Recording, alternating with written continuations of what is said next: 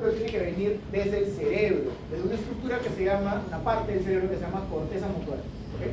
Entonces el estímulo inicia en la corteza motora, tiene que viajar para poder llegar a tu músculo. ¿Okay? Por ejemplo, los músculos que permiten la movilización del brazo, ¿quién los inerva? Es anato. ¿Quién inerva? El plexo braquial, ¿cierto? El plexo braquial bota todos los nervios que le van a dar inervación a los músculos del miembro superior, ¿cierto?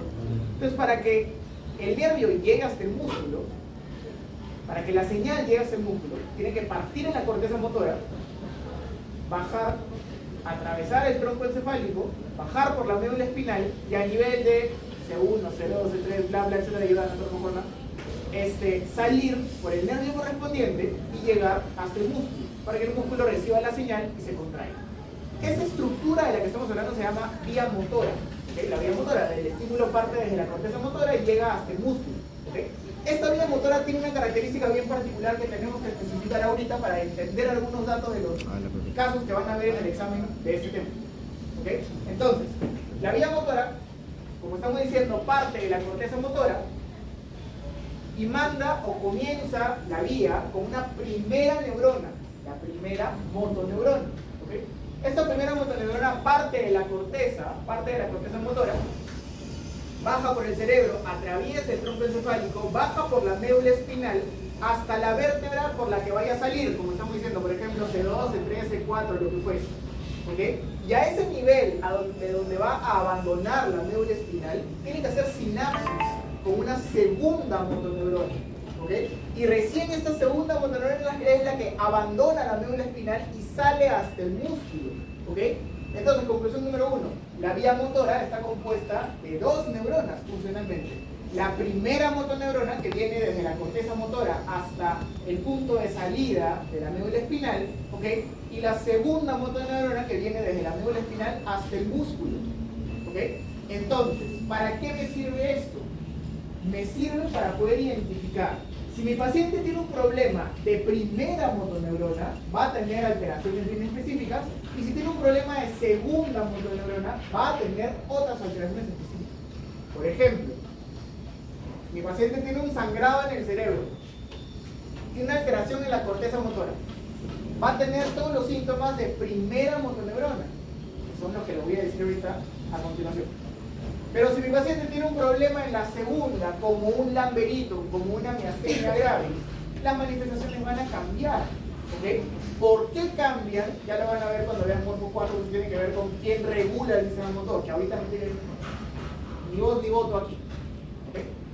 Punto importante simplemente es, si el problema se encuentra en la primera motoneurona, ¿cómo yo puedo? En ambos casos va a haber debilidad muscular. Si tengo un sangrado en la cabeza, va a haber debilidad, sí, puede haber incluso parálisis de la mitad del cuerpo, por ejemplo. Si el problema está en la segunda motoneurona, también va a haber debilidad. Pero ¿cómo lo puedo identificar o qué cosa es lo que lo diferencia? Los reflejos, que es aquello que, por ejemplo, cuando has ido al médico y te sientas y te ponen con el martillo y te dan aquí en la rodilla y hacen que tu pierna se mueva, ¿okay? Esos reflejos dependen de dos estructuras, de los tendones y de los músculos. Por eso esos reflejos se llaman reflejos osteotendinosos. ¿Okay? Esos reflejos tienen un mecanismo fisiológico por el cual funcionan, que nuevamente aquí ahorita no nos importa. ¿Okay? Solamente quiero explicarles el siguiente concepto. Cuando el problema es en primera motoneurona, los reflejos aumentan, tengo hiperreflexia. Pero cuando el problema se encuentra en segunda motoneurona, los reflejos disminuyen, tengo hiporreflexia. ¿Okay? La explicación de esto es muy compleja, no nos compete ahorita, lo van a ver en Morfo 4. ¿Por qué en primera motoneurona aumentan los reflejos y por qué en segunda disminuyen? Lo verán en alguna práctica en Morfo 4, cuando vean el sistema motor. ¿Okay? Ahorita no nos compete. Simplemente es importante que entiendan que el sistema motor se divide de una forma funcional bien característica y que dependiendo de qué alteraciones tenga voy a poder encontrar reflejos aumentados o reflejos disminuidos. Entonces, el paciente con lamberito o con miastenia gravis, ¿cómo van a estar sus reflejos? Por eso había hiporreflexia, porque el problema se encuentra en segunda motoneurona. ¿Okay? Entonces, en este primer caso del famoso síndrome del lamberito, el protagonista, ya sabemos, es el canal de calcio voltaje dependiente tipo PQ. o sea, el canal de calcio voltaje dependiente que se encuentra en la placa neuromuscular. Por eso es que decimos que es un trastorno neuromuscular, es un trastorno de la placa motora, ¿ok? En donde se forman anticuerpos frente a este famoso canal de calcio voltaje dependiente. Entonces, como el canal de calcio voltaje dependiente en inglés se abrevia como VGCC, de Voltage Gated Calcium Channel, estos anticuerpos también se llaman auto-VGCC, anticuerpos anti-VGCC. ¿Ok? Este canal, como estamos diciendo, es el canal de calcio voltaje dependiente tipo PQ, o sea, que se encuentra en la placa neuromuscular, también llamado por código CAF 2.1. ¿Ok? Listo. Entonces, cuando se forma este famoso anticuerpo, para esto, el anticuerpo se forma frente a una partecita del canal, que es la subunidad alfa 1. Por eso hay que ver cómo es la estructura del canal. ¿Ok? Se forma frente a la subunidad alfa 1. Ya habíamos dicho que esos anticuerpos que se forman son bien particulares porque son subtipo 1 y subtipo 3. Son IgG1 e IgG3. ¿Ok? ¿Y por qué nos importa esto? Porque como habíamos dicho, en este caso, esos subtipos de anticuerpos son poco inmunogénicos. O sea, no desencadenan una respuesta inmunológica potente. ¿Qué es lo único que van a hacer los anticuerpos? Bloquean, internalizan y el canal se degrada en el interior de la neurona, nada más. ¿Okay? No van a desencadenar una respuesta inmunológica local, solamente bloquean, internalizan y degradan adentro, nada más. ¿Ok? Listo, entonces para entender esto de la subunidad alfa 1 hay que entender cómo es la estructura del canal. ¿Okay? El polo como tal lo forma una famosa subunidad alfa 1. La subunidad alfa 1 está compuesta por 4 dominios, cada dominio de 6 segmentos transmembranos. El 5 y el 6 forman el poro y el 1 al 4 sensan el cambio de voltaje. Como siempre, esa estructura similar ya la hemos visto cuando hemos visto el canal de Roder. ¿Okay? ¿Qué otras subunidades tengo? La beta, la gamma y la alfa 2 delta. Todas son regulatorias. La única estructural es la alfa 1. ¿Okay? Entonces, obviamente el autoanticuerpo se forma frente a la subunidad alfa 1. ¿Okay? Listo, entonces, si yo tengo destrucción de los canales de calcio voltaje dependientes tipo PQ, entonces obviamente va a disminuir la cantidad de canales que tengo disponibles, o sea, disminuye la densidad del canal, ahí localmente, en la placa neuromuscular. ¿Okay? Si disminuye la densidad del canal, entonces disminuye el ingreso de calcio al botón presináptico. Y si disminuye el calcio, disminuye la movilización de vesículas y disminuye, por lo tanto, la exocitosis de acetilcolina. Y finalmente entonces disminuye el estímulo postsináptico. ¿Ok?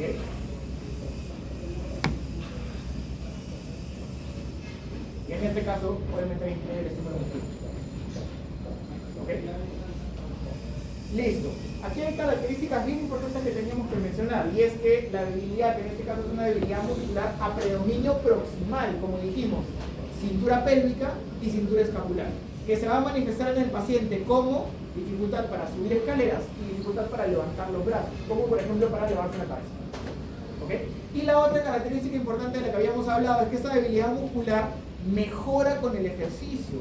¿Por qué? Porque si yo le mando estímulos repetitivos a ese botón presináptico, entonces yo voy a generar que los pocos canales de calcio voltaje dependientes que me quedan funcionales, todos se activen. Por lo tanto, aumenta el ingreso de calcio, aumenta la movilización de vesículas y aumenta el estímulo postsináptico. Por eso es que esta debilidad muscular mejora con el ejercicio. ¿Ok? Listo. El otro detalle es el que les acabo de explicar yo en la pizarra. Como tengo compromiso de la segunda motoneurona, entonces tengo hiporreflexia. ¿Okay? Disminuyen los reflejos osteotendinosos. ¿Okay? Y lo otro que nos faltó un poquito mencionar en este caso es que estos pacientes también hacen compromiso autonómico, ¿okay? Que nos lo contó su compañera como que tenían sequedad en la boca, que se llama serostomía, ¿okay? Estreñimiento porque disminuye el movimiento intestinal y aparte disfunción eréctil. ¿Okay? Estos tres hallazgos son característicos del Lamberito y corresponden a compromiso autonómico. ¿Okay? Entonces el síndrome de Lamberito, como ya hemos dicho, ocurre en contexto de un cáncer de pulmón de células pequeñas, que sería un Lamberito de causa paraneoplásica. ¿Okay? Pero también puedo tener Lamberito en el contexto de, por ejemplo, otras enfermedades autoinmunes. ya no en el contexto de un cáncer, sino en el contexto de una enfermedad autoinmune. Hay un concepto aquí que se esconde detrás de lo que les estoy diciendo y es el siguiente, que lo vamos a ver en el segundo capítulo del curso. Paciente que tiene una enfermedad autoinmune establecida, paciente propenso a desarrollar otros trastornos autoinmunes a lo largo de su vida.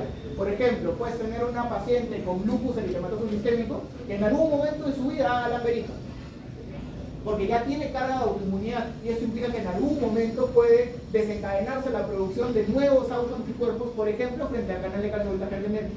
Entonces, paciente con enfermedad autoinmune previa, paciente propenso a desarrollar otros trastornos autoinmunes. ¿Okay? Entonces, una causa sería el paraneoplásico y la otra causa sería el no paraneoplásico, por ejemplo, en el contexto de otras enfermedades autoinmunes. ¿Ok? Listo, miastenia gravis. El protagonista es el receptor de acetilcolina tipo NM muscular. ¿Okay? Entonces, nuevamente, igual es un trastorno neuromuscular. ¿Okay? Pero en este caso, lo que se ataca es el receptor de acetilcolina. ¿Okay? Entonces, aquí sí hay algunas cositas bien particulares, y es que los anticuerpos que se forman nuevamente igual son IgG1 y IgG3 con algunas especificaciones que les voy a mencionar después.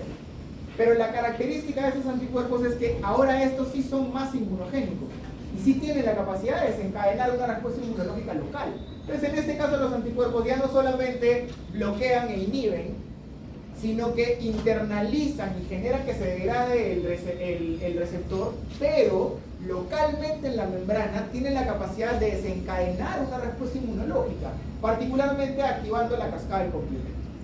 ¿Okay? Se activa la cascada del complemento y habíamos dicho que la finalidad de la cascada del complemento es formar el famoso complejo de ataque de membrana, el MAC. ¿Okay? Entonces, estos anticuerpos, a diferencia de los previos, sí tienen la capacidad de activar la cascada de complemento. Y como activo complemento y activo la producción del MAC localmente en la membrana muscular, la consecuencia es que el músculo va a cambiar su estructura, porque si lo estoy destruyendo constantemente, pues ya no voy a tener estos famosos túbulos T bien ordenaditos, sino que ahora la placa se va a volver cada vez más plana. ¿Por qué? Porque tengo destrucción local a causa de la activación del complemento. ¿Ok? Eso es importante. Listo, acá tenemos una foto del receptor de acetilcolina. Ya sabemos que tiene una serie de subunidades, alfa, tiene dos alfas de hecho, alfa, beta, gamma y delta, y tiene dos puntos de unión para acetilcolina. Y cada una de esas subunidades tienen 4 segmentos transmembranos. ¿Okay? Hay una particularidad aquí, y es que este gamma, cuando la persona crece, ese sería el receptor de un neonato, pero cuando la persona crece, este gamma cambia y se torna una subunidad épsilon. ¿Okay? Listo. Entonces, si tengo destrucción de los receptores de acetilcolina, disminuye la densidad del receptor, disminuye la recepción del neurotransmisor, disminuye el estímulo postsináptico, disminuye el estímulo muscular, en este caso. ¿Ok? Pero aquí tenemos una particularidad a diferencia del anterior, y es que tenemos nuevamente debilidad muscular a predominio proximal, pero en este caso mejora con el reposo, ya no mejora con el ejercicio. ¿Por qué? Porque si es que yo reposo, disminuye el estímulo que viene por el nervio, el estímulo presináptico, disminuye la liberación de neurotransmisores, voy a tener todos los receptores de acetilcolina que me quedan funcionales, van a estar libres, listos para funcionar nuevamente. Por eso es que la debilidad muscular mejora con el reposo. ¿Ok? Y en este caso, a diferencia del anterior, vamos aquí, nuevamente. Todos los nervios que salen de la médula espinal, que salen de la columna y que van a inervar a distintos músculos de todo el cuerpo, del miembro superior, del abdomen, de la pelvis, de la pierna, etc., son lo que llamamos nervios espinales, porque nacen de la columna vertebral, nacen de la médula espinal. Pero tengo algunos nervios que parten del tronco encefálico. ¿Cuáles son esos nervios? Ya no son nervios espinales. ¿Cuáles son? Los pares craneales. ¿Ok? ¿Y esos pares craneales qué regulan? Los pares craneales ya no regulan los músculos del tórax, de los brazos, de las piernas, del abdomen, sino regulan los músculos del cuello para arriba. ¿No es cierto? Bueno, y el diafragma también, como excepción. Pero del cuello para arriba. O sea, por ejemplo, los músculos de la masticación, los músculos del habla, los músculos para poder tragar, los músculos para poder mover el ojo, los músculos para poder elevar el párpado. ¿Okay? Todos esos músculos son regulados por pares craneales. Y en este caso, en el caso de miastenia gravis, el paciente tiene compromiso de pares craneales también. Por eso es que tiene alteración al tragar, alteración de la deglución. Por eso es que tiene alteración para elevar el párpado, no puede, se le cae. Por eso es que tiene alteración en la articulación de las palabras. Por eso es que tiene alteración en la masticación, una serie de cosas que me reflejan alteración de pares craneales. ¿Okay? ¿Cómo se puede manifestar? Tosis palpebral, se cae el párpado. Disfagia, no puede tragar bien. Disartria, no puede articular bien las palabras. Diplopia, tiene visión doble, porque así es que la visión doble se genera por un mecanismo bien particular. Para que yo para que yo vea una sola imagen, el eje de ambos ojos tiene que estar coordinado. Si yo tengo un ojo así y el otro así, este forma una imagen y este forma otra. Y cuando se sobreponen las imágenes ya no calzan perfectamente, sino que tendría una visión doble. Entonces, ¿de qué depende que el ojo respete su eje? De que los músculos que mueven al ojo todos tengan una función adecuada. Si uno de los músculos pierde tono y se vuelve débil, el ojo en vez de estar así, el otro va a estar suelto. Y eso va a generar la visión doble. ¿Okay? Entonces es lo mismo. Es la debilidad muscular, en este caso manifestada como los músculos que generan el movimiento del ojo. ¿Okay? Por eso la diplopia. ¿Qué más? Limitación de la masticación. No pueden masticar bien, porque los músculos de la masticación están regulados por pares craneales. Listo. Acá está la imagen de lo que les comentaba hace un momento. El famoso receptor acetilcolina tiene un compañero que viene con él, que permite que el receptor esté constantemente funcionante, mantenga su estructura. ¿Quién es ese compañero? Todo este complejo proteico que ven acá.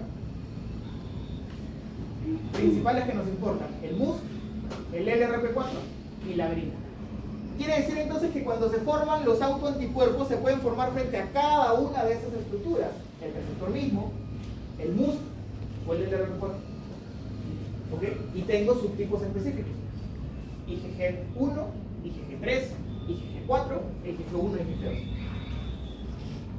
¿Okay? ¿Alguien ha leído cuál de los tres es el más severo? Yo sé que es muy clínico, pero si alguien lo ha leído por ahí. Supongo que el MUS.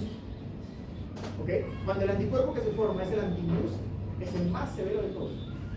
Es el que peor pronóstico tiene. ¿Okay? Y finalmente el tema más papayita, pero que tiene algunos puntos importantes que entender en la diferenciación de ambos medicamentos. Los medicamentos que nos presentan son medicamentos que se utilizan en anestesia, cuando voy a intubar a un paciente, cuando voy a someterlo a una cirugía. ¿Okay? Entonces estos medicamentos tienen dos mecanismos distintos. ¿Okay? Tengo el primer tipo, que vendrían a ser los bloqueantes neuromusculares no despolarizantes y los bloqueantes neuromusculares despolarizantes. ¿Okay? ¿Dónde actúan ambos tipos de medicamentos? Sobre el receptor de acetilcolina, y eso es lo principal. ¿Cierto? Entonces su punto de acción es el receptor de acetilcolina, pero tienen mecanismos distintos. ¿Cómo son? Pues en el caso del más fácil, el no despolarizante, que el más frecuente es el rocuronio, ¿okay? Estos medicamentos básicamente lo que hacen es compiten con la acetilcolina por el punto de unión de la acetilcolina sobre el receptor. ¿Okay? Entonces, una vez que el medicamento llega al espacio sináptico, llega a la placa neuromuscular, lo que va a hacer es tratar de unirse al sitio de unión de la acetilcolina. ¿Okay? Una vez que se une, el receptor se bloquea. El canal no se abre. ¿Okay? Entonces lo bloquea de forma competitiva, compite con la acetilcolina para llegar al punto de acción. ¿Okay? Entonces lo bloquea de forma competitiva y como consecuencia entonces decimos farmacológicamente que es un antagonista competitivo. ¿Okay? Antagonista porque lo bloquea, competitivo porque compite por el agonista, compite por el ligando normal, en este caso la acetilcolina. ¿Okay? Consecuencia de todo esto, si el receptor se bloquea, entonces el sodio ya no va a entrar, el músculo no se va a estimular, por lo tanto el paciente termina en parálisis clásica. ¿Okay? Se inhibe el estímulo muscular, el paciente queda paralizado. La particularidad es con los bloqueantes despolarizantes, porque eso sí hay que entenderlos específicamente, que tienen dos fases. ¿Okay? Ya no es como el anterior, que simplemente viene, se pega, se bloquea, ya está. No, acá tenemos dos fases importantes que entender. ¿Okay? Entonces, en el caso de los despolarizantes, que el más frecuente es la succinilcolina, ¿qué ocurre aquí? Viene el medicamento se va a unir al sitio de unión de la acetilcolina, pero a diferencia del anterior, que simplemente venía y lo bloqueaba de frente, en este caso la acetilcolina actúa como acetilcolina inicialmente. Entonces, si viene y se une al receptor, ¿qué va a ocurrir? El canal se va a abrir y va a entrar sodio inicialmente. Pero el problema es que la acetilcolinesterasa no lo puede destruir, porque la acetilcolinesterasa destruye acetilcolina, no destruye succinilcolina. Entonces, si es que es resistente a la destrucción, ¿qué va a ocurrir? Se va a quedar pegado al receptor. Y el receptor se va a quedar abierto y va a entrar una gran cantidad de sodio. ¿Y qué va a desencadenar? Una despolarización persistente. Y en este momento en el que el músculo se despolariza de forma persistente, el paciente va a percibir algo. ¿Qué va a percibir? Fasciculaciones, espasmos musculares. ¿Ok? Pero aquí viene la particular, esa sería la primera fase. Y la segunda fase viene justo después, porque ya sabemos que cuando un receptor recibe una señal persistente, eventualmente se bloquea, se inactiva, ¿no es cierto? Y entra como en un periodo refractario absoluto, y eso es lo que ocurre. ¿Ok? El receptor eventualmente se satura de este estímulo y por lo tanto se inactiva. Y si se inactiva, ya no lo puedo volver a reestimular porque es inactivo. ¿Ok? Como consecuencia, entonces el músculo igual termina en parálisis flácida. Pero aquí tenemos dos fases, una primera fase donde hay un estímulo persistente y una segunda fase de parálisis flácida. ¿Ok? Entonces el mecanismo es distinto a los dos anteriores. El acelerador viene, ya está. Este viene, lo activa primero, pero de ahí esta activación persistente lo inactiva. ¿Ok?